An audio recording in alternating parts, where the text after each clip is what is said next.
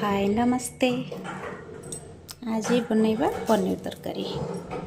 मो मामा आपणको स्वागत करुच्ची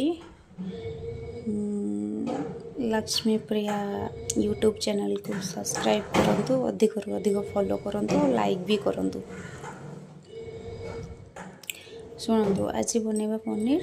तो पनीर पे इंग्रेडिएंट्स कौन दरकार?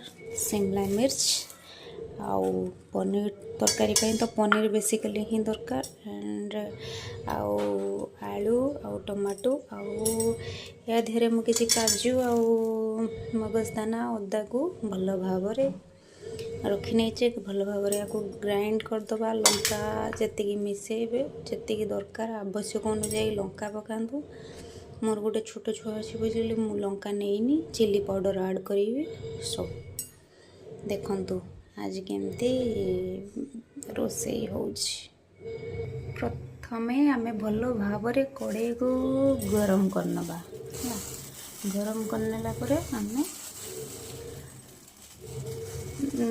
आवश्यक अनुसार तेल दबा जोटा कि आमे पनीर भाजवा। जे जति पनीर को कई लोक कंचा भी खाती किए बेसी भाजी खाती जहाँ को जो भी पसंद तो से भली करंतु। मते जो भली पसंद मु करूची आपण माने आपण के हिसाब रे भाजिबे। एबे तेल गरम हो गला हमें पनीर को छाड़ी दबा।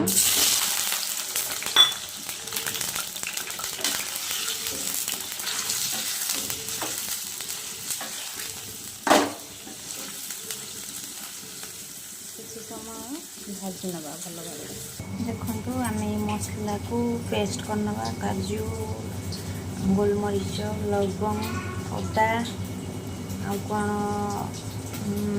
मगजदाना जीरा गुजराती सब पकईकि आम भल भाव गोटे पेस्ट करनवा।